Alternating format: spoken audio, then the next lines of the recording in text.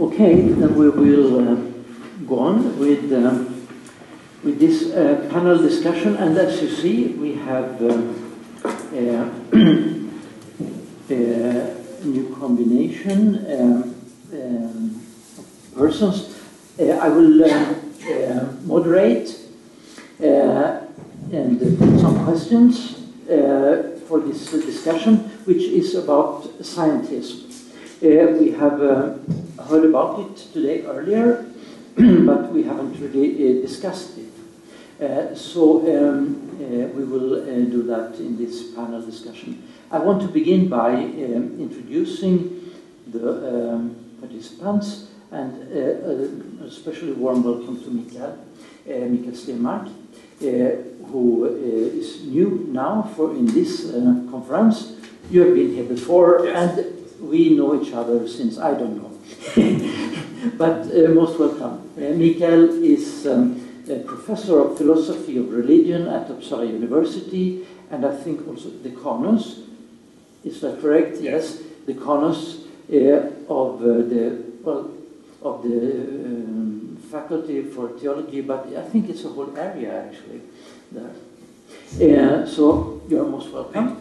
And then Denis Alexander, and for those who haven't been here earlier today, I should say that Denis Alexander is a former associate professor of biochemistry at the American University of Beirut, and also director emeritus of the Faraday Institute in Cambridge.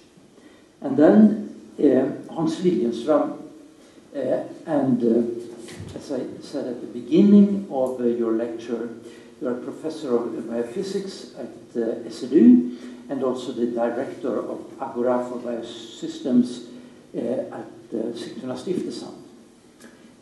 You might have seen another name also in some advertisement, namely Håkan Snellman, and it's my fault that he isn't here.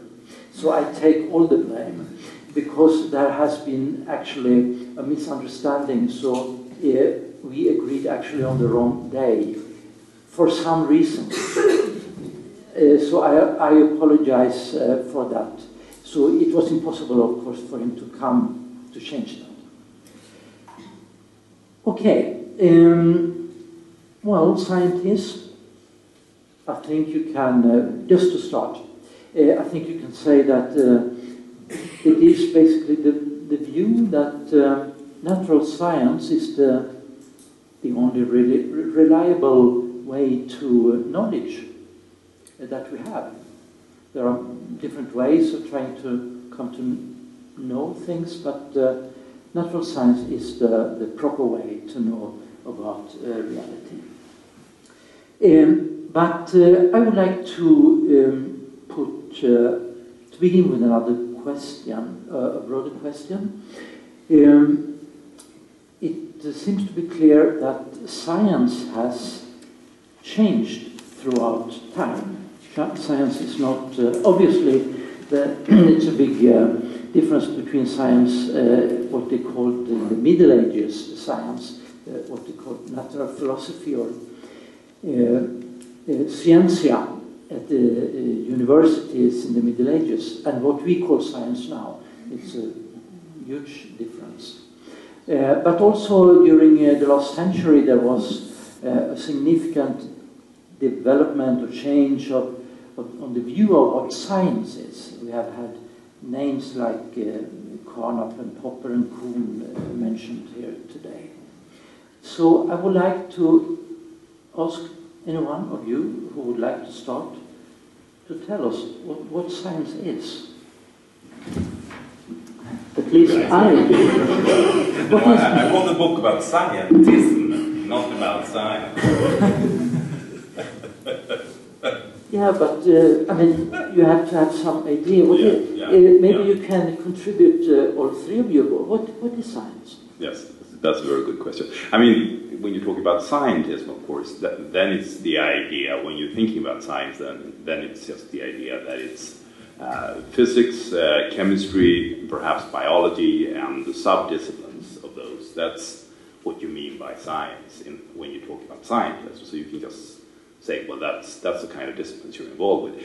But if you want to try to characterize the natural sciences in general, or perhaps, I mean, the tricky part when it comes to Swedish and also German is, of course, that the concept of vetenskap in Swedish, for instance, is a much broader term. So any academic discipline, any discipline part of the university would be a science.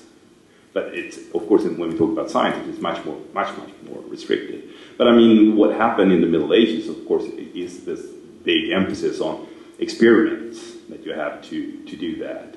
And then, of course, you have big changes with coming around Newton and the period afterwards when you were just thinking that science was an inductive thing, and you couldn't really have a hypothesis, and that's something that changed. So, of course, science has, through different stages, changed over the time. So doing experiment, having the possibility of doing them repeatedly, and that's systematic, that a lot of people are engaged in the project together are some of the features. I think that's crucial. But I think it's extremely hard to demarcate science in a strict way, so you will get all of them into that definition, because then something will be outside, and so I think it's very, very hard to do. But we can, of course, find paradigmatic examples of this is what we will call science, and this is what we will not call science. So I'm kind of a little reluctant to really try to specify exactly what it is, but I got colleagues over here that might be more interested in that. Yes, we had this discussion this morning for those who were here this morning, and I was trying to outline 7 different characteristics of what science is, and then also say that it wasn't possible really to find all those 7 characteristics in every discipline, and that science as a practice actually varies between disciplines. And I also said that scientists always give philosophers a headache, because scientists just get on with the job. They're trying to solve the problems. So it's a problem-solving exercise carried out by a community using specialized techniques, which then has to be published in scientific journals. And so scientists just get on with that job. They're not really thinking philosophically. Well, they may be, but they don't know they are. So, okay, they're just getting on with the task of trying to solve problems. And the way they solve the problems does vary quite a bit between different disciplines. But I was suggesting this morning that there's a sort of core of characteristics of natural sciences which are probably common, to the great majority of science. For example, Mikael mentioned reproducibility, certainly the experimental method, hypothesis-driven, the idea of testing a hypothesis, these kind of ideas which are very familiar to us, are generally speaking part of what we call science. But I think the practice, the actual methodology is also important. They do require specialized techniques a lot of the time. They require special instrumentation. So there's a whole kind of technical side which is all part of that practice of science. And so I was suggesting this morning that the editor of a scientific journal will recognize science when it arrives in his postbox or in his inbox in his email, and he will also say that's not science. So in a way, ultimately, I know it sounds a circular argument, but science is what scientists do, and what the editors of scientific journals and the referees accept to be part of that scientific discipline. So there's a strong social aspect to science and its definition in that way, which leaves the demarcation problem unresolved, because that's a moving demarcation line. Hans, do you feel comfortable with this description? Yes, but I think that at the heart of science is a question, which is of course also in philosophy. And the questions that give rise to testable hypotheses are of course at the core. And trying to find patterns in space and time of our world and often I think the tradition has been that we are objectifying the world and we try to, as subjects, stepping outside the thing that we want or the part of the world that we want to study. And I would say that this is perhaps the largest change in our understanding of science in the last century, that we cannot do that. Still, most people do it anyway, perhaps without thinking that we bring in our own minds when we do our science, so we cannot step outside of the world and study it independent of our own self. I think this is a knowledge that came out earlier with Einstein's idea of theory of relativity, of quantum mechanics, chaos theory, and so forth. So many theories have involved this.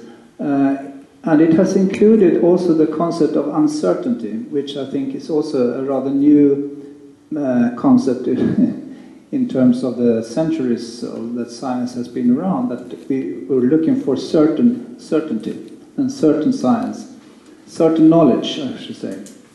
But we have come to realize, at least some of us, that we cannot come to that certainty that we were looking for, and because the nature itself is not of that kind. So noise, chaos, and uncertainty in many ways. Ilya Prigogine is one person, for example, that has written about this. He was a Nobel laureate. But there are many others that try to push this more humble view on what science is. But it's very difficult because we want to get money for our research, and we want to sound like we are certain and that we would reach certain knowledge. Just think about the idea with the HUGO project, the Human Genome Project that was raised about a decade ago, trying to map, thinking that we're mapping the human genome, the DNA, would give us a lot of knowledge about ourselves. And they were promising a lot that we could deal with diseases of various kinds and so forth. And we obviously cannot do that. The same is now happening with the brain. There's a huge amount of money, both in Europe and in the US, to try to map the brain and trying to understand what is it to be human. And I think it's a good endeavor to try, but we should be a little bit more humble than we normally are. Yeah, absolutely. I just want to add a point also, and that is, I think, using a metaphor from a ship. I think it's useful to distinguish between, if you like, scientific knowledge that's sort of become pretty established, that's in the textbooks that you might teach on a first-year undergraduate course in biochemistry or something, and then the new science, which is rather distinctive. So I always like to see, if you look at the wake of a ship, go to the stern, the back of the ship, you're looking at this sort of calm wake at the back, very calm. And I sort of picture that as like the established science that's got in the textbooks, DNA model is double helix. I don't think DNA is going to become a triple helix tomorrow, as it were, although you can make a triple helix actually in DNA, but confusingly. But the general model of a DNA molecule as a double helix, I think, is a pretty good model, and it fits with the data, and it's probably going to be in the textbook for quite a long time. So this sort of, if you like, rather established science, I think is quite distinctive from where a lot of the new action is, and that's at the bow waves, that's the front. The boat is pushing through the sea, you've got a lot of activity, you've got a lot of foam, the white stuff coming up, all those white waves. So there's a lot of activity and excitement. A lot of the funding is going to be at the bow wave. Okay? You can't get funding to do the old stuff at the back there, you've got to be at the front. And what happens then, of course, is you're pressing the boundaries, and you're probably exaggerating a little bit, as I think you just pointed out correctly, the Human Genome Project is going to deliver the cure for all these cancers and so on and so on. So you have to kind of exaggerate a bit to get the message across to funding bodies and so on. And that's all happening in the bow wave. A lot of popular reporting of science is often at the front of the ship there. So it's and often it's a bit speculative. It sounds exciting, but a lot of it is wrong as well. It's just wrong, and it's going to be shown to be wrong, within a decade or 2 decades, and so on. So, but it's all counted as part of science. But they're two very different things, actually, when you look at them carefully. I was wondering about one thing. I don't know if you agree with me on that, but if you look back at the history, it's also important to see what is not science anymore. And I mean, what happened, if you go back to Aristotle and the so-called the natural philosophy that came from him, what happened is that they said, well, that we were not going to talk about final causes. We're not going to talk about values, intentions, ends, what things are for. We're going to stick to causal explanation and causal in that sense. And that's a restriction. So you could, well, I don't know if you agree with me, but it seems to me that science after that has been non-teleological. And that's, I think, is a crucial relevance when you're going to talk about scientism too. So that might be one thing that science is not anymore. I don't know if you want to comment on that. Can I just make a quick historical comment? It's very interesting that the Royal Society, when it was founded in 1660, our Royal Society, I know there's one here, but the one in England, it was a time of great religious controversy. And those who were founding the Royal Society were on different sides in that religious controversy. So it's partly a pragmatic decision they made, actually, which was to say, we're not going to talk about religion in the Royal Society. And so they made an area, if you like, a safe area, where they could talk about science without actually talking about discussing religion. They made that as a specific conscious effort. And no, it so happened, as we were thinking this morning, they were almost all very deeply religious people. I mean, most of them were deeply committed Christians, coming from various different denominations and so on. The whole mid-17th century was very complex. But I think that had an effect. It had a releasing effect, had a good effect, actually, in one way, in that it enabled people to come together and just focus on leaving the telos aside, leaving also the final kind of goal of things. They said, let's not talk about that. That looks like religion. We're not going to touch that. We don't like Aristotle anyway. I mean, they had a huge debt to Aristotle, but I think they were campaigning against Aristotle without realizing how big their debt was. But and so they carved out an area, a safe area, where there could be a public space for coming together and talking about the natural sciences.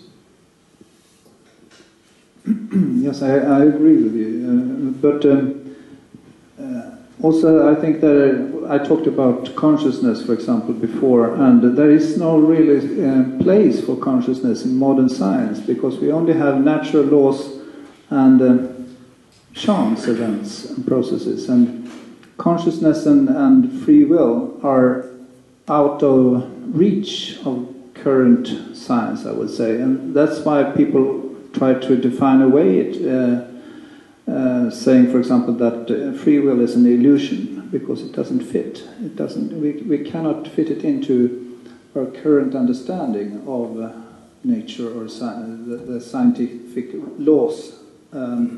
So, in this sense, we have defined what is possible and what is not possible to fit into our worldview that science provides us with. Well, that seems to give a bridge to this question. We are talking about scientism. There are some questions that don't fit in. Mikael, you have been working a lot on scientism, and you published a book a couple of years ago, Scientism, Science, Ethics and Religion. Well, what is that about? Right. I think, I mean, if you want to understand where it's coming from and also how it can go in a slightly different direction, is thinking, well, you're very impressed by the results of science, of the natural sciences. And then you're starting to think that, well, maybe there aren't really any limitations to what you can achieve in the name of science. Maybe there isn't really any boundaries at all, so you can expand. So another word that I've used sometimes to talk about scientism is scientific expansionism. you have an idea that this is what science is, but you really think this can be expanded a lot more. And then you can be more or less scientific. That is, you can say it can be expanded more or less. So you will have and in different areas too. And of course, one area would be like you were saying that, well, we have scientific knowledge, and we have more scientific knowledge than we used to have. And well, maybe there isn't really any other kind of knowledge than scientific knowledge. And you might get the feeling that, well, like Edward Wilson that you were talking about in the previous lecture, you're starting to think that, well, gosh, values are, after all, very, very important. And we don't really seem to have any moral knowledge. Well, let's see if we can extend the scientific way of thinking and the biology we have, and let biology give us moral knowledge, perhaps. And that would be a typical example of expansion in his case. And another one would be just internally within the academy. I mean, you said that there is a limit to what the natural sciences can say. It doesn't really fit with free will and consciousness and things. Well, I would say a lot of humanities doesn't really fit well. And I would say a normal scientific stand would say, well, that's just because the methods we're using in the natural sciences aren't really a fit. It doesn't really fit for that. But that doesn't mean that it's not very good. But if you would be scientific, you would say, well, hey, then it's probably something wrong with humanities. So we really have to make the humanities scientific. And then when you start talking like that, you go along the lines of thinking scientifically, because you don't really think the limits of science are where they are. I mean, a restrictivist view would say, well, that's okay. I mean, the humanities are fine as it is. They use different methods. They're interested in values, intentions, purpose, and things like that. Sure, that's not part of the ballgame of the natural sciences. But as soon as you start thinking, well, you know, the natural sciences are really the thing. That's really it. Then you're moving towards what I would call scientism. But it could be degrees of it. So that's my way of understanding it. Dennis, you were talking about some persons who you regard or who say that they are scientists. Yeah, scientific. Yeah, that's funny. We realized we have no word for it. Well, do you think that Mikael described what they are doing? Yes, no, I think that's a very accurate description, and I like the idea of expansionism. It has certain colonial kind of connotations, which actually fit quite well. You know, so I think many scientists would like to colonize other areas of knowledge, you know, and take them over in the name of their particular discipline. So that happens quite a bit. But I was mentioning this morning, I do think there are those, I mentioned the American philosopher Rosenberg, who is self-consciously, self-reflectively scientistic. So he likes that. You know, he's defending the position of scientism. He thinks it's a good philosophical position to defend, and so he defends it as a conscious decision. We were also thinking how in practice many scientists just drift, because they don't know any philosophy, many of them, and they just drift into scientific ways of thinking as a kind of default position. You know, that's their default, that ultimately science will, their particular discipline or science in general will give the answers that you need, it will provide your reliable knowledge, and it will begin to take over some of these other areas. If religion feels that it possesses the area of morality, no, we will take that over. We will expand. That's where the colonistic kind of idea comes in. We will take that over, and we will tell you really morality is what that's really about, is about the evolution of moral values. And you go back and look at cooperation in animals and how that's evolved into altruism, and so you try and take over the idea of morality. So I think that's sort of one example where expansionism happens and so forth. So, yeah, but I like your metaphor and definition there. Yeah, I think there are at least two kinds of scientisms.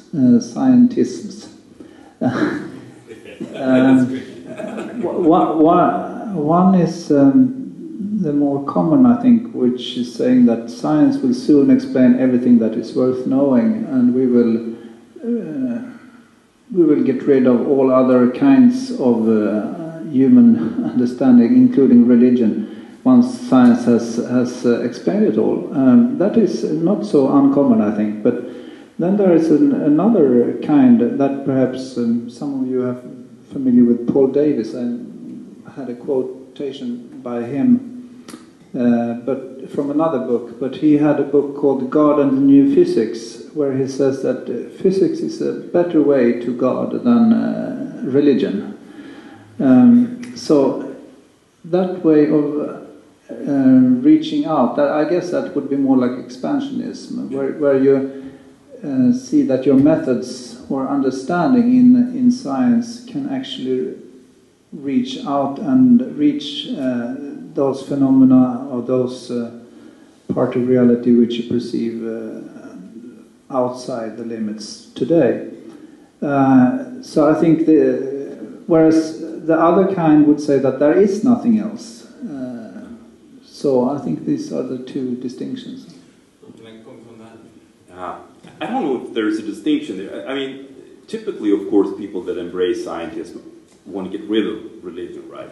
But the Davies case seems to me be like the Wilson case. I mean, Wilson thinks that when it comes to morality, it's something really important there. But since there is no knowledge outside of science, because you can't get any knowledge from philosophers or wisdom traditions when it comes to morality, you kind of have to get scientists working on that, and then you eventually will get moral knowledge. And if you would talk about Davies on a similar line, he was that, well, there isn't really any other knowledge. I mean, if you would take him scientifically, I don't know if you should read him that, then there isn't any knowledge about God or anything outside of science. But these are really important things, you know. So let's, as scientists, start thinking about God instead. Maybe we can obtain religious knowledge through science. That would still be scientism for me. I mean, it's neutral with respect to what you're trying to obtain in that sense. So still would be scientism for me. Okay, I think I'll have a slight difference of opinion here, because we've been too much in agreement so far. Yeah. So panels get boring if everyone agrees. So that's like, because I know Paul Davies fairly well, and so I would say I wouldn't include him within scientistic category, I don't think. And the reason is that, I mean, he genuinely just looks at the amazing properties of the anthropic principle and, you know, the properties of the universe, and it makes him think there's got to be something more than science, actually. In fact, I think that's the way he would put it. So in a way, I wouldn't say he's scientistic. I would say in a way it's part of natural theology. So what he's doing actually is old-fashioned natural theology. He's looking at the universe and saying, wow, you know, this is really amazing. How can it be you have all these you know, the finely tuned numbers that describe the properties of the universe and so on and so on.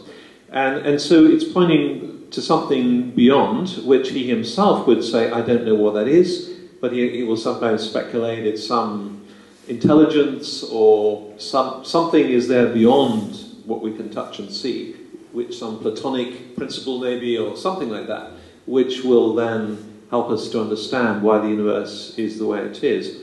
To me, I wouldn't say myself that's scientistic. I think it's using, it's old-fashioned natural theology, actually. And natural theology, traditionally, can take you so far. In fact, for those who Christians say, you'll know in Romans 1, the Apostle Paul basically is saying the same thing. He's saying if you look around at the natural world, you should believe there is a God. There's something there, but that's about as far as you can go, you know. And to me, Paul Davies is a classic example of natural theology in action. So he comes to the position of believing there's something there, but if you want to go further and find out what that something is, then you need revelation. So it seems to me natural theology can get you up so far. So I want to put him in the category of an old-fashioned natural theologian. Here you go.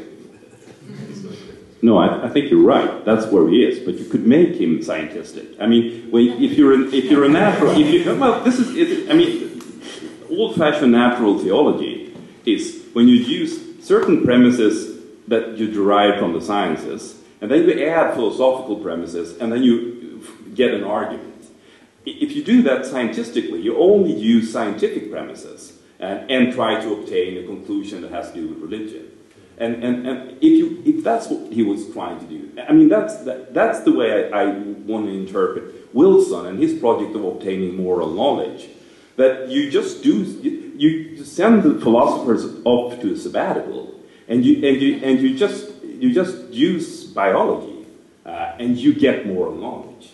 And if you engage in that project, if Davis would be involved in that project, then he would be scientistic. But if he's doing just old-fashioned natural theology, then he wouldn't be embracing scientism. Oh, good. Okay, let's agree on both ends on that. No, but I think you're right, that I think in the case of Paul Davies, he is scientistic in the sense of restricting his class of inquiry, his method of inquiry to the sciences. So in that sense, I think you're right. Yeah, I think you're right there.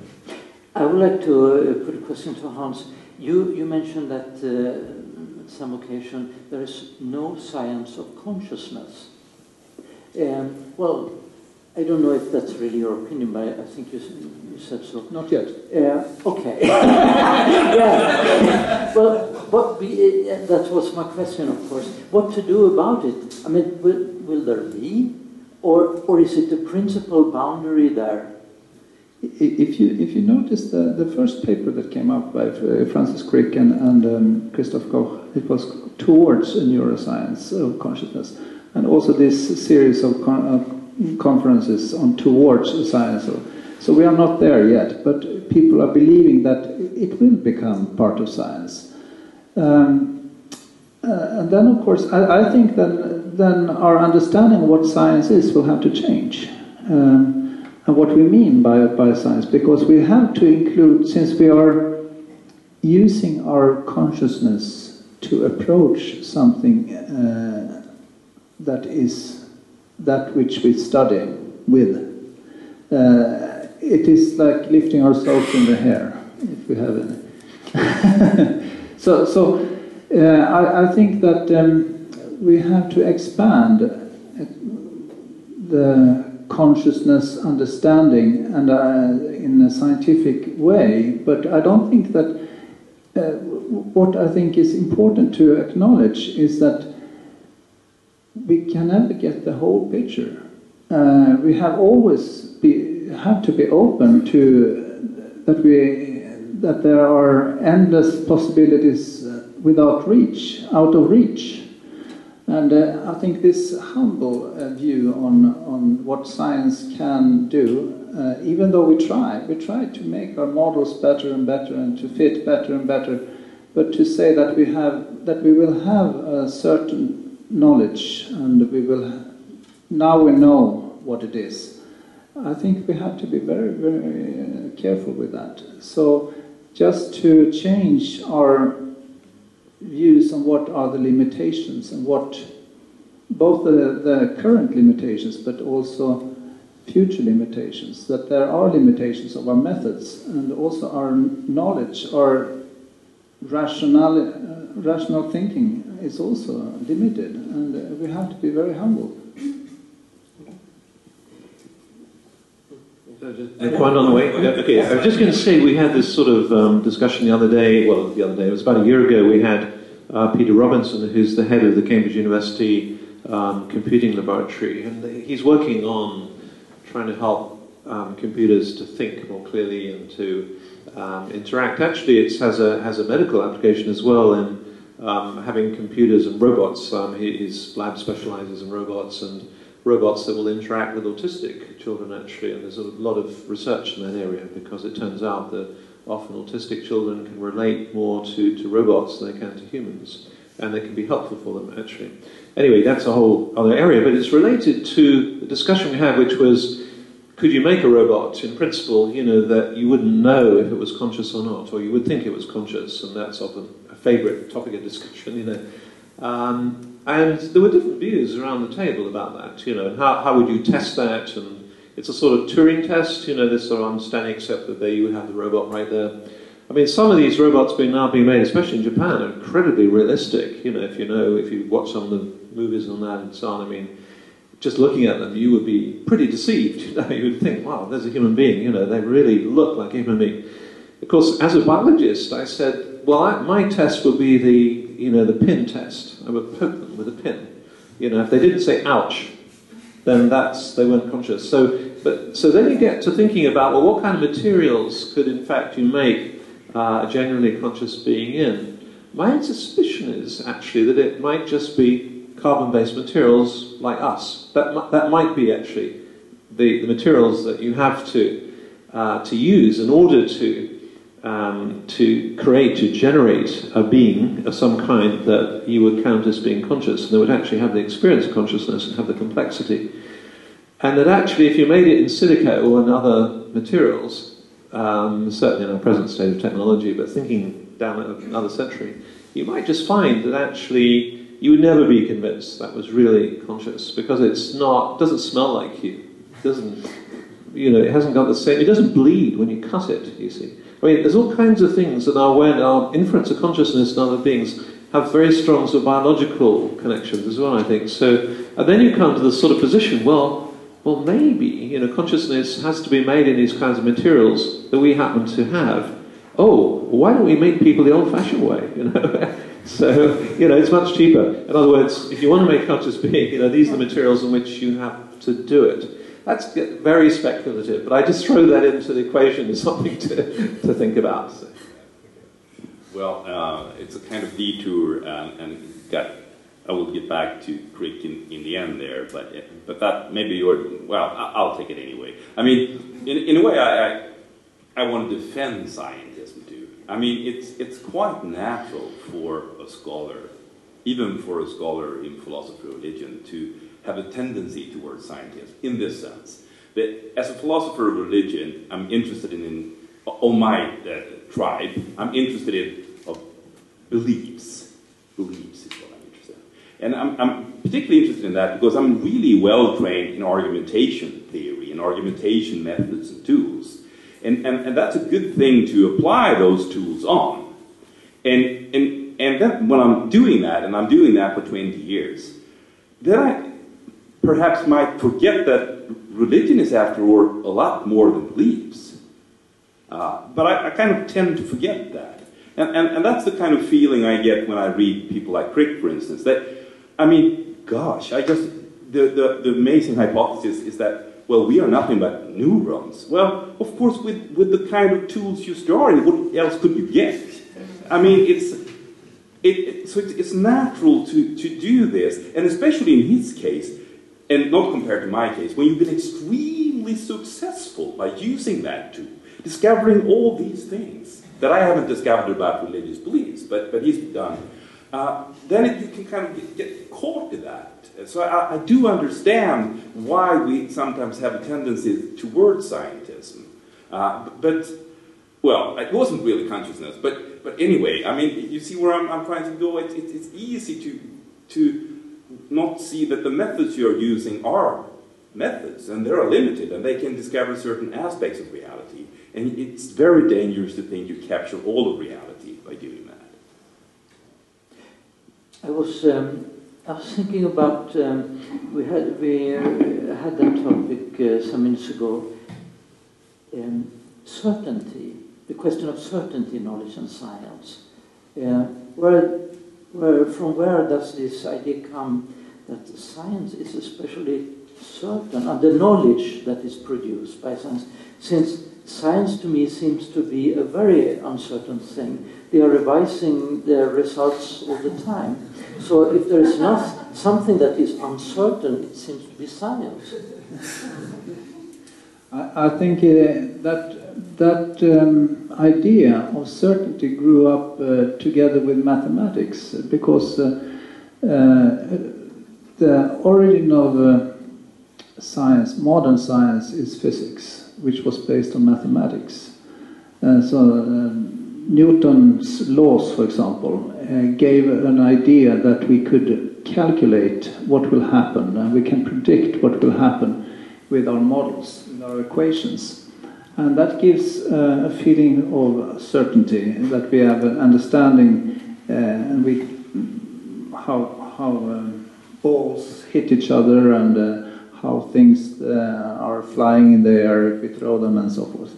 And these kind of things gave an impression that the world is graspable in exact terms. We can get figures, for very exact figures for that we can measure and test, and we can get better and better refined methods and better figures, more and more figures, more decimals, and so forth. And this idea, I think, is at the heart of this notion that we can get certain knowledge. And that, so it came as a shock, I would say, to science, at least if people realized what these new ideas with the theory of relativity, quantum mechanics, and so forth came about, and even chaos theory. I think there are these three major revolutions in science in the past century that actually should have shaken us much more than it has.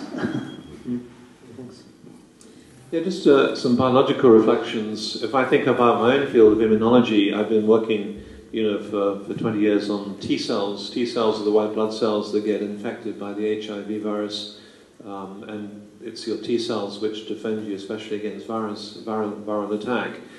Actually, if you look at the scientific literature before 1986 about T cells, it's nearly all wrong. The whole lot is wrong. Okay? And the reason for that is that there simply were not the techniques to be able to define clearly the population of T cells. The T cell antigen receptor, which is one of the defining kind of receptors on the surface of a T cell, was only really cloned and sequenced in 1984, 85, 86. So it only became possible then, with the new technology, to really define clearly a clean population of T cells. So I think we have to remember that huge amounts of science, in certainly the biological literature, is just wrong. Okay, it's just wrong, especially if it's more than 10 years old. Sometimes it's wrong for those technical reasons. Other times, it's wrong in the sense that the observations made were quite accurate and perfectly fine, but the framework, the theory within which they were incorporated, is simply out of date. And so there's a constant refining and updating of theories going on all the time.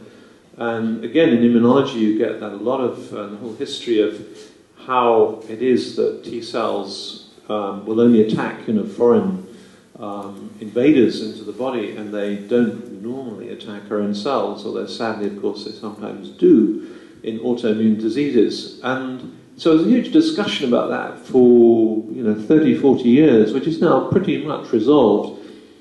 But a lot of the literature over that period about those theories was just wrong. As it turns out, it just isn't the case. So I think we have to recognize that a lot of the recent scientific literature, coming back to the metaphor of the ship, it's the stuff up the bows where a lot of it, all that froth is going to disappear. But I think there is a kind of natural selection also going on where we get to more certain knowledge, where an idea has been tested over and over again, many, many times, in many laboratories, in many contexts, in many different ways of testing it, and it's been found to be the case every time. For example, coming back to the DNA double helix, it just so happens, once you understand the double helix, that explains a huge amount. DNA replication, it explains the actual structure you see, it explains the X-ray diffraction patterns that you see. So it just explains a huge amount. So if you have a model which explains a massive amount of data, then I think it becomes much, much more certain. So I would see the scientific knowledge, if you like, as a gradation, a whole spectrum from things that are really, really certain, all the way through to things that are almost certainly wrong. And that's the spectrum. Hans.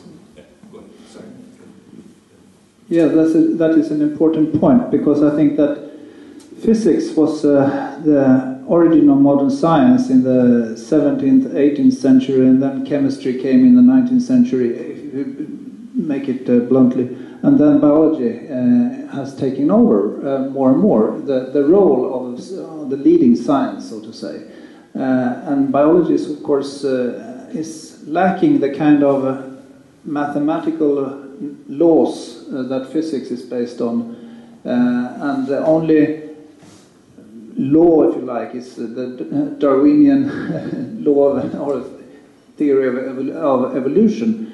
There is nothing similar to other kinds of laws like gravitation or anything like that you can mathematically calculate in the same way in biology, because the complexity is so much larger.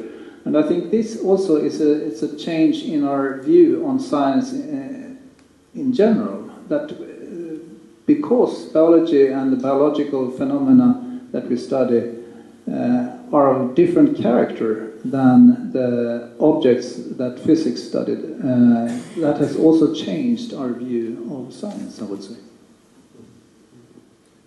Well, perhaps I can add a little bit. I mean, the reason why science is impressive is not that it can give some certainty or certain knowledge. It's that it seems to give us public knowledge in a sense that it seems to be nothing else that can do. I mean, and that's what's really interesting, that that's a problem we have in humanities and social sciences, and sometimes we're really, especially when we think about physics and things like that we are envy, because it's very hard for us to have this kind of repeatability in the social science and the humanities, simply because when we develop theories about things and other people want to check them, then the subject matter, you guys, you read these theories as well, and then you change your behavior. So it's very, very tricky to be able to obtain public knowledge in the same sense as you can do, at least it seems, in the natural sciences. And therefore it's easier for you to also find an agreement, I think, on what to believe on issues. But that's just a speculation. But anyway, it's, yeah, for what it's worth. I would like, we should come to these questions about science and religion and so. I would like to put one question before that. Do you think that there are some definitive boundaries or limits to science? Are there questions that are simply unanswerable by science from a more principled point of view? Yeah. Yes, I think there are, and I think one of the questions I would think is why we have this universe with these particular properties, I think let's push it a bit further than that, okay, because that might be answerable. So if we really understood the first, femtoseconds after the Big Bang clearly enough, but why does this particular universe exist with these particular properties? Let me modify my question. And if there's a multiverse, then why does that particular multiverse exist with those particular properties? I just think that is a question beyond science, because the science begins when you accept that as a fact. Let's stick to one universe for the moment. Okay, let's forget the multiverse. That makes it complicated, but let's just take the one universe. Imagine there's only one universe. Science begins when you accept that existence as a brute fact. You can't do science until you accept that. So, given that's the case, then clearly science is in a position to actually address why that particular universe exists. There's a slight hostage to fortune there. I mean, some scientists would say that there might be a possibility in the future because of multiverse thinking. But I think it's those kinds of questions that I would want to say, in principle, science has to start with stuff, energy, matter, equations, Higgs bosons, it doesn't matter. It has to start with something that's already there. And it might be able to explain why those particular things are there, not other things, by a fuller understanding of the very early moments of the Big Bang. But still, science begins when there is stuff to explain, or that exists. So it's existence, I think, which science can't really explain. The fact that something exists and not nothing, it's the old, Leibniz sort of question. Yeah. Why does something exist and not nothing? I don't think science, in principle, can explain that. That would be my view. Yeah, Leibniz question. Do you agree with that? There won't be a scientific answer to it. Yeah. You seem to agree?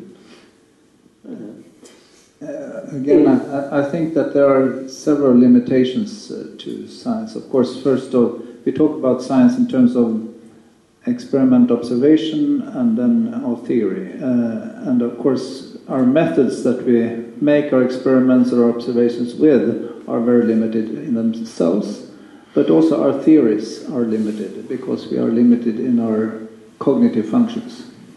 And we have to recognize that limitation.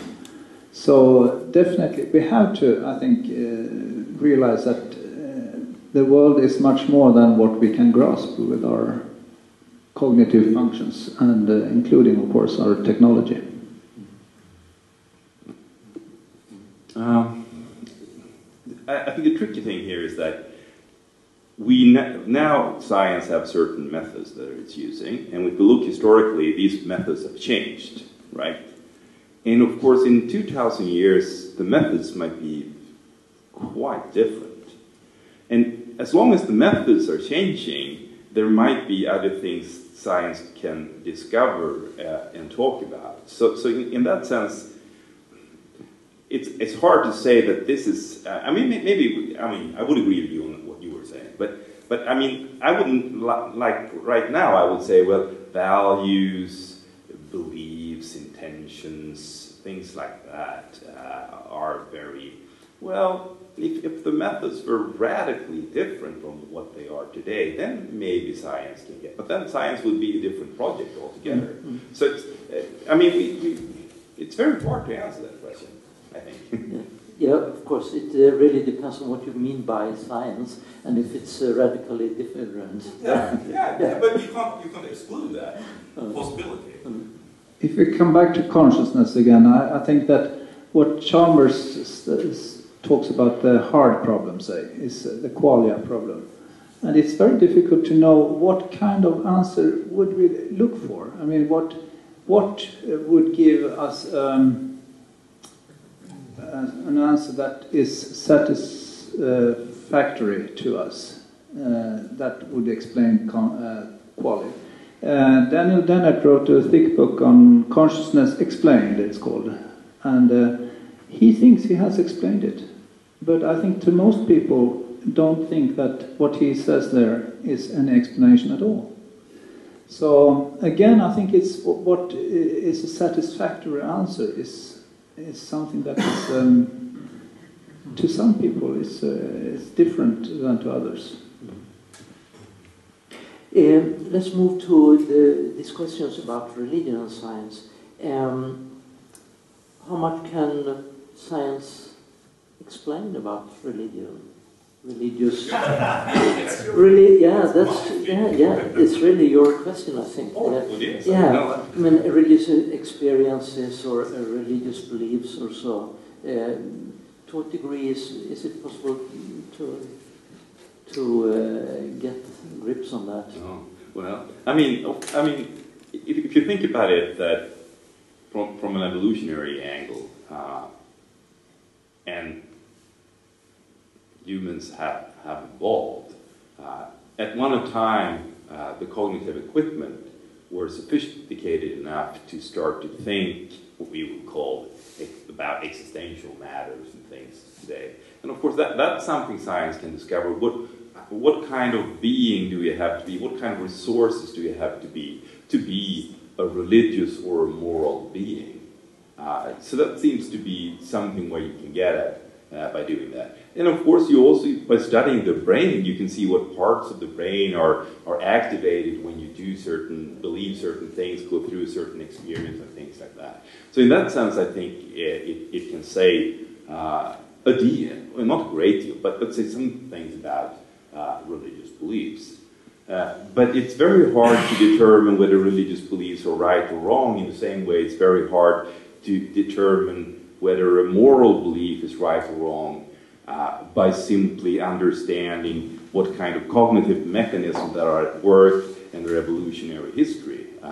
So you get to some extent into that, but not far enough, I think. So if you just try to make the parallel with morality, I think you can easily see when we talk about morality, when we're discussing Do certain people have certain rights? Is it right or wrong to eat other animals and things like that? It doesn't really help you to. You can know as much science as you like. It just don't. You can't answer this question whether it's this or that way by just relying on science. Although they can say a lot about what kind of society these things can come up with, and that people need to cooperate, and a lot of the ramification they can say something about. But I think there's a limit to this, and this is actually, I think, one reason why the old atheists have been very critical against the new atheists. I've read some articles about that, because the old atheists, they were relying on philosophy, on philosophical arguments, like the problem of evil, for instance. But if you're a new atheist, you say, well, the only thing we have is science. But then you can't really raise the problem of evil, because evil aren't things that is within the grasp of science. So some of the old atheists think really it's not a good case that the new atheists are doing, because they're relying too heavily on science, and science won't take you far enough. The really interesting discussion is left out. Yes, that reminds me of a comment you may have heard from one of the old atheists. There's a friend of mine, Michael, who said after reading The God Delusion by Richard Dawkins that reading The God Delusion makes me embarrassed to be an atheist. And I thought that was interesting. You won't be surprised to hear that quotation then started appearing on various other books. But he's one of the old atheists who's been very critical of the new atheism. I have to say that Michael Ruse is very well read theologically. As read as Aquinas, he knows his Augustine, and he will passionately defend Augustine. I've heard him doing that on many occasions. So it's an interesting. The old atheists knew a lot more theology as well as philosophy. Yes. Just on the particular topic, though, of to what degree can science understand religion or describe it and so on, I think just coming back to the whole field of evolutionary biology, which is closer to my own sort of area, although I've never worked on the evolution of religion, that's for sure. Much too difficult. But obviously the very first step is a really difficult one, and that is to define what you mean by religion before you can discuss how it evolves. So, nobody can really agree, no anthropologists, well, they have a hard time, really agreeing on what religion is, and even more so, if this is an emergent phenomenon during the evolutionary process, what was the first kind of religious yearnings or religious desires or existential experience that people were having?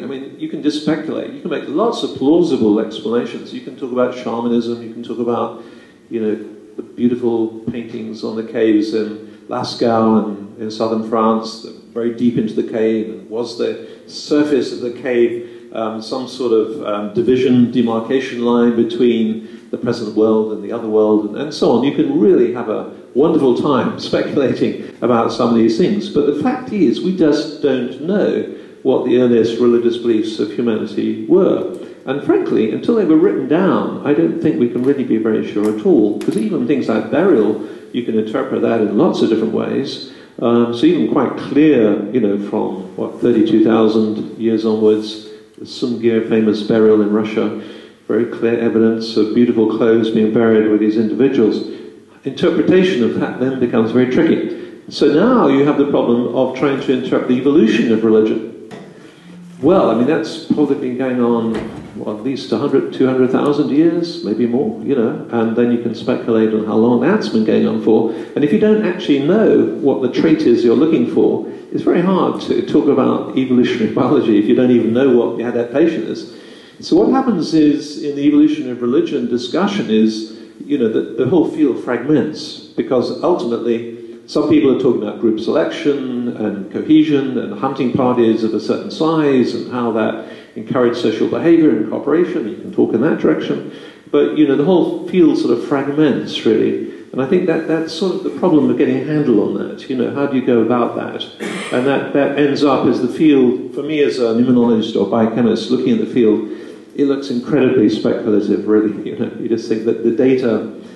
We have this saying, in science, we have theories which are heavily underdetermined by the data. I think there's a lot of theories out there which are heavily underdetermined by the data. There simply aren't the data there to decide between competing theories. They all might be quite plausible. That's the easy part. Making a plausible theory is quite easy. But coming up with data is, I think, quite hard in that field. It is said that beauty is in the eye of the beholder. And I think it's similar here. I mean, it's about interpretation and perception of the world, how we perceive it, and in particular with regard to meaning or meaningfulness. For example, Stephen Hawking and Steven Weinberg and others say that the more we learn about the universe, the more meaningless it seems. I think I could say, take the same facts that they are basing their notion on and say that exactly the opposite. The more we learn about the universe, the more meaningful it seems. And that's a personal notion. Or but can you say that as a natural science? Yes, definitely. Meaningful in the sense that it makes some kind of sense, and it makes some kind of you can extend the ideas that there may be an intention behind it. You can think of it completely and think that it's only chance, everything is just exists out of no reason or no cause at all. Yes, you can do that, but I mean, there's nothing in the science itself that tells you to interpret it that way. No, that's why you say it as a philosopher and not as an natural right. scientist. Where is the border between the scientist and the philosopher?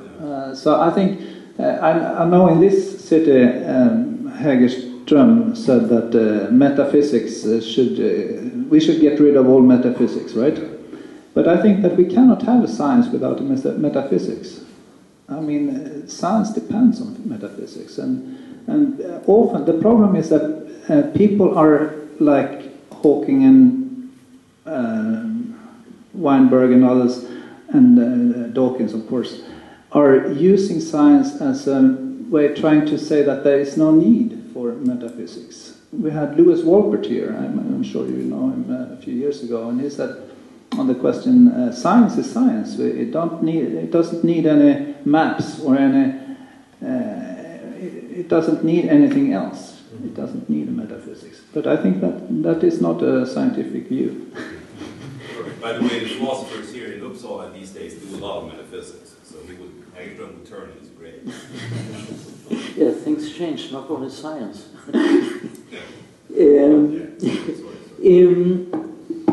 A couple of years ago, it was popular with this scanning of brains when people meditate. I thought it was quite a strange thing. What could possibly come out of that would be relevant for understanding religion? Yeah. I mean, the first thing to notice is, remember, is when you get in one of these machines, as people had their brain scanned, I don't know if people hear it, but I mean, if you get in one of these machines, they're pretty noisy. You know, it's quite hard to meditate in one of these. So the way apparently they did the experiment with the nuns and also with some of these Tibetan monks and people was actually to try and get them meditating and deep meditation in one room. And as soon as they kind of put their hand up and said, yes, I'm in the deep state, they kind of rush them into this machine. So you get in the machine, it's going... and so I'm not quite sure what that means. In other words, it's pretty hard to get good scans, just at the point of meditating. So another approach that's been used actually is to get people to imagine that they're meditating, although they're not actually meditating. In other words, to remember some experience of meditation that was very precious to them, and then they look at the brain under those conditions. I mean, all of those kind of scans, obviously, whatever you do, and as I hold a microphone and speak, bits of my brain are lighting up and things are happening. I hope so. I'd be really worried if that wasn't happening. It was just sort of a blank screen, like a television which has gone blank. To tell you the truth, Dennis. Yeah, well, yeah. So you just hope that every time you're doing something, praying, meditating. I mean, there's been some interesting studies in the scanner on prayer. One thing you can do in a scanner is to pray. That's quite easy. Okay, you just pray. And what they discovered is when people pray, you know, then the very similar parts of the brain light up to the sort of things that light up when you're talking to somebody. So if you're talking to God and you understand God to be a person and you're engaged in prayer, it's not surprising that the parts of the brain light up similar to those that light up when you're talking to an individual. These are the sort of personal communication parts of the brain. So what does that tell you? Well, it's all sort of fairly interesting in the sense that it's useful to map out parts of the brain, and of course many of them overlap, and try and see how things connect up. But it's very hard to know what kind of significance that has, let's say in religious terms. You know, it doesn't really tell you anything about meditation that you didn't know before. It doesn't really tell you about anything about prayer that you didn't know before you went into the scanner, except that something's happening in your brain, which is nice to know, but you know, what else? Okay, so it's useful perhaps from a neuroscience point of view if you're putting together different parts of the brain and what they do and so on. That's useful. But in terms of telling you anything about the actual qualia, the actual experience of praying or the experience of meditating, I'm not sure really it tells you very much at all. But you might want to disagree. I think that people are sometimes looking for the seat of the soul. Like Descartes did with his pineal gland, and John Eccles with his supplementary motor area and so forth. The connection between our body or the brain and some other world outside the material world. And I think that this is one aspect of this, that you want to see the origin. Where does it start? Where does a free will, if we have one, where does it originate in the brain and so forth? Another issue is, of course, that we want to see what effect does our religious experience have on our mental and physical health. Meditation is one such experience or one such methodology where we can actually see an effect on our body, in brain and rest of body. Often it's a positive effect that goes both on the mental and physical well-being of us. So I think that this is a part of, it doesn't say much about the religion or anything like that, but it is a religious, often, I mean, there are meditations that are not at all connected with any religion.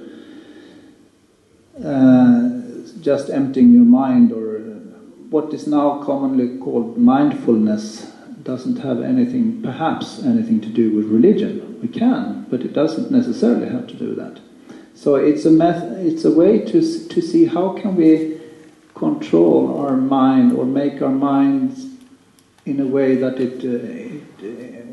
we feel harmonic, we feel good. So, and that is part of our understanding of what it is to be human. So I think this, even though it may not say much about religious reality, it can say something about our religious experience. Maybe I'm getting too philosophical here, but anyway, I think it could actually undermine religious belief if it was in a certain way. And I'm just making this up here, and that's why it's philosophical, you know. I mean, just imagine that there was a section of the brain where we can locate that very, very often when it's activated, the beliefs they fire will be illusions, or there will be very strange things happening. So they kind of tend to imagine a lot of things when that section of the brain get activated. And suppose also that it's actually, so any time when people have religious experience, that particular part of the brain is what gets activated. Then I think there is reason for us to be skeptical about religious experience in the way we would be skeptical about these others. So I think it could. I mean, I guess that's not going to happen, but in principle it could. I mean, if there were some part of the brain that was dysfunctioning in this way, and we can locate belief forming when it comes to religious beliefs, that section, it wouldn't take, God could still exist, but there would be something irrational or not quite so good about our religious beliefs. Oh, that's interesting. Yes. Well, That's an interesting comment, I think, but therefore it's even more interesting that when people have actually looked at that kind of question, they've discovered that when people are doing religious thinking, they just use the same old parts of the brain that you use for doing science or doing other things. Okay, so I think your philosophical speculation has been refuted. Well, that was a quick answer for a philosopher. We are used to it. It takes centuries. But that was a quick one. Hans, you mentioned there is no science without metaphysics. I think you are right there. But some people say there is no science without the Judeo-Christian tradition. That's taking it far, much more further. But there is actually this idea that in the Western culture, the Judeo-Christian worldview has contributed to certain cultural predispositions, so to speak, for the development of science. What do you think about these ideas? Is this nonsense, or is it reasonable to think in these terms or so? As we need some metaphysics, but is this kind of metaphysics especially helpful, or maybe even disadvantage? I think that what our rational way that we think in this part of the world, and where we heed rationality so much, is perhaps hampering our religious side. In other parts of the world, it's opposite. That the irrational part of their lives is so dominant that perhaps science doesn't evolve in the same way. When scientific thinking, which is based on rationality, to a large extent at least, is dominating our lives the way they do here, I think it actually affects our way of going beyond our thoughts. And that is a danger, I think. What do you think about Yes, that? I mean, just thinking a little bit historically, I mean, my personal belief is that the Judeo-Christian worldview matrix has contributed very significantly to the emergence of modern science, not only in a general way to give motivation to people to explore the natural world, but also in terms of its methods and techniques, including the understanding of law, of course. The understanding of law comes very much out of the writings of Descartes, Boyle and Newton, where they very much linked it to the understanding of the moral law. And so they said, well, if God has moral laws, then there should also be scientific laws that are there waiting to be discovered. We don't quite have the same understanding perhaps of law now, but so the understanding of law has deep theological roots. Certainly the empirical method, which began to become more dominant in the 17th century.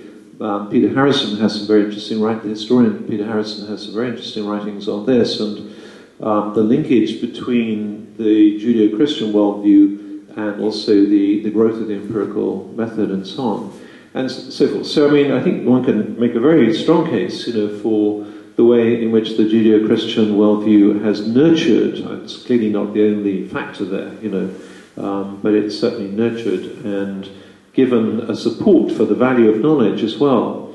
So I think it is a very interesting question as to whether science can continue to flourish without this original, metaphysical underpinning, which gave it a lot of impetus. Because you've got to have motivation to be interested in the world to do science, to actually want to know how it works. Many people don't realize in some countries that interest is simply lacking. People, I mean, they have the money, huge amounts of money. Maybe I shouldn't mention any countries. I think that might be wise. But, you know, and by the way, I taught for 15 years in the Middle East. I taught science. And so I know that part of the world, and I can tell you there are some parts of that world where there's huge facilities, fantastic money, but intrinsically a great lack of interest in exploring the natural world. It's simply, we don't care. You know, we're happy to import knowledge, we're happy to we can buy knowledge, but we ourselves really are not that interested in publishing research. You can look at research publications of different countries around the world, and you'll quickly understand what I'm talking about. Now, it seems to me that, therefore, a metaphysical framework is very important for giving the desire to do science, even in the first place, even to want to get on with it and do it. It's hard work. It's you know, you have to have an interest. Something's got to keep you going to want to be able to solve problems and to find out how the world works.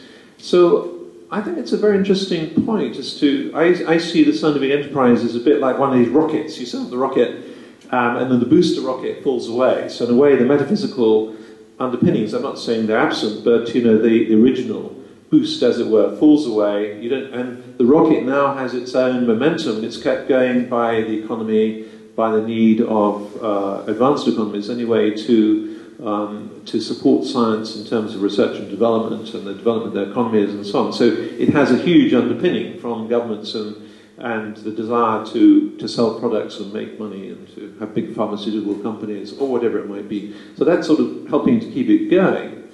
But let's say that disappears, you know, for whatever reason. I wonder whether science will keep going. Because Mikael, you mentioned 2,000 years' time, you speculated. I know you were speculating. I wonder if science really will be going. Now, it's impossible to say, but my personal prejudice anyway or opinion is that actually interest in science might just decline if there is no real metaphysical motivation, if you like, to actually do it, to be interested in how the universe works. That's a speculation, I know. There's more than one philosopher here. Yeah. No, I was just thinking about, I mean, science is a project that we're starting in the West, so you have this kind of background. Now, I do think it would have become part of the projects that Newman have got involved with, even if we didn't have Judeo-Christian tradition. But it was kind of nurturing that, so that was a good environment for it to grow.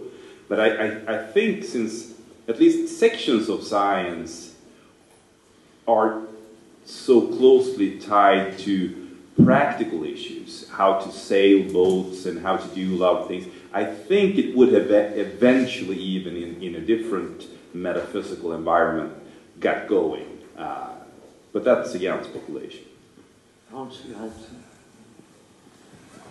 I think in the Western world, we in addition to rationality, or actually as a part of that is order, that we are so hooked on order, and we evaluate order as something positive. Order is positive, disorder is negative. And science is built on order and laws and so forth. And this kind of thinking goes together. And that is, for example, why we have problems with chaos, for example. It's interesting to note that I'm partly working with chaos myself, and I noticed that in Japan and China they are much more hooked on chaos than in the West, than in Europe and America. And I think this goes deep down into our souls, that we are taught that chaos is something negative. We don't say it in science, of course, but we have difficulties dealing with disorder of all kinds. Whereas order is how we build our sciences, and we're looking for laws and order everywhere, and that is a good value. I think it's related to our religious beliefs that God is making order, and the evil is the opposite, and it's not as prominent in other cultures, I think. Can I just add to that? I mean, just in support of that comment, there was a historian of science called Joseph Needham, who was a biochemist, actually, in Cambridge for many decades, and then he had a second career. He lived well into his 90s and was still writing in his 90s, and he had a second career as a historian of Chinese science, and there's a multi-volume history of science in China, and there's also a Needham Institute in Cambridge, which has a big library of his works and so on. But his view was that, the puzzle is, why didn't modern science, experimental science, why didn't that get going in China? Because China had very long periods of stability. And during those periods it had a good economy, and also it had a lot of technology. A lot of technologies come from China. So why not experimental science? Now his view, I don't know if it's right or wrong, I'm just reporting on someone who's done a huge amount of study on Chinese science. His view was that because they were lacking the concept of God as a lawgiver. A God is a creator and a lawgiver, and therefore, therefore it's worth exploring that world because it's part of your worship. You don't have that idea in Taoism or in Confucianism. And so that was his view anyway, and I pass it on because it slightly supports your idea of order there, I think. Thank you. It's almost 9 o'clock, so we should finish. And I will give you the possibility to make a short concluding remark or so. And I would like to give you one question with that. You can answer it or not. And that it seems that we have had at least two. Well, at least it's usually said that there were two big conflicts between religion and science in Western history. It was the astronomic question with Galilei, and it was the evolutionary theory of Darwin as focal points. Will there be this kind of clashes in the future, and what will they be concerned about? You can take this question or not, if you want. If I may speculate, and I guess I may in this. Sure. You'll take it anyway. I am an optimist in this respect. I think that there will be fewer clashes of this kind as we extend our understanding of ourselves and our limitations, and we become more humble. That's my hope. Which means also that we are less certain about either or, and that we can understand each other, that we will grow more into a dialogue between science and religion. I have a hope, and actually I predict that. Okay. Well, I have to, since you mentioned Galileo, I have to say, I don't think the Galileo episode was a conflict between science and religion.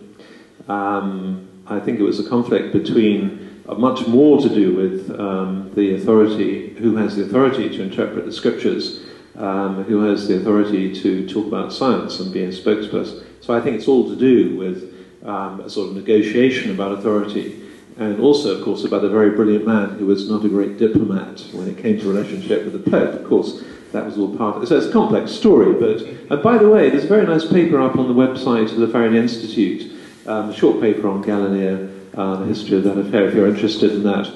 On the evolution one, there's a lot of mythology, I think, surrounding the reception of Darwinism. I might talk about that a bit tomorrow morning, actually.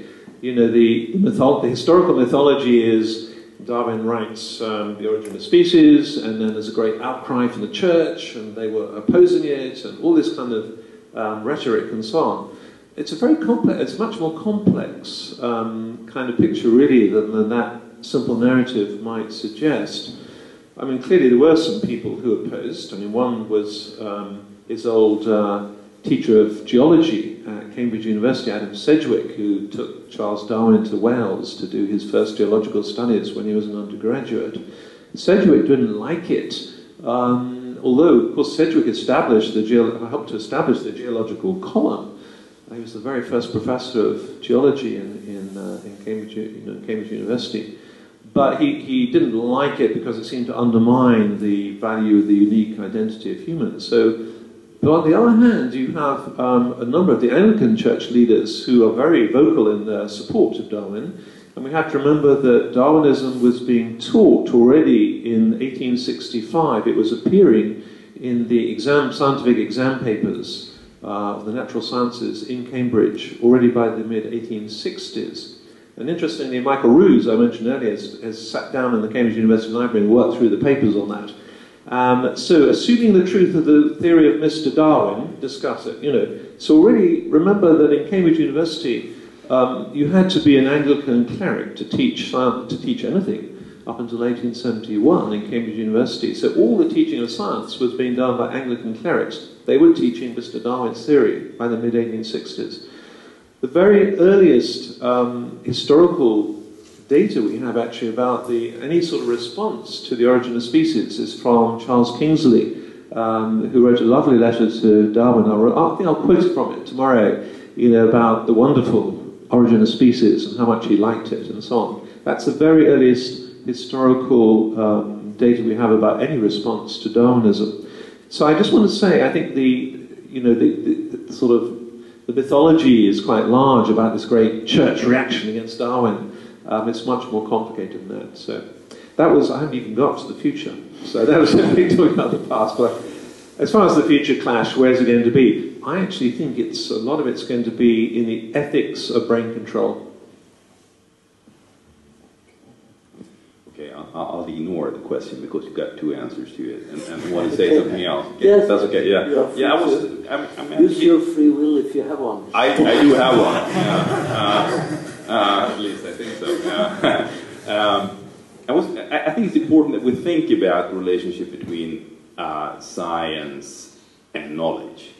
And one stance is the scientific stance, saying, well, the only kind of knowledge we can have is scientific knowledge. That's the only genuine form of knowledge we have. So that would be one layer. Below that, you could have a weaker thesis saying, well, science is actually the paradigm case of knowledge. So you think it's paradigmatically, that's the best kind of knowledge we can have. And that would be a weaker one. And a yet weaker one would be, say, well, we ought to respect scientific knowledge within its domain.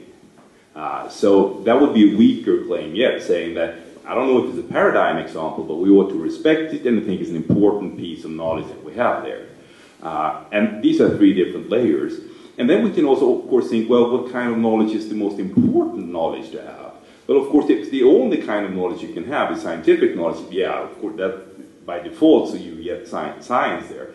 But my view would be that scientific knowledge is extremely good to have, but the most important kind of knowledge we can have is interpersonal knowledge. That's the kind of knowledge that I think is I was thinking about Martin Buber and others in that tradition, the way we can treat the other as a I-thou relationship. These things, I think, are perhaps the most important kind of knowledge. But whether you like that or not, it could be good to think about different layers when it comes to how you would rank scientific knowledge. Well, that will be the concluding remark. Yeah, it was a fitting concluding remark, I think. But and it was a very interesting discussion, I think. So thank you very much, all three of you. Thank you very much.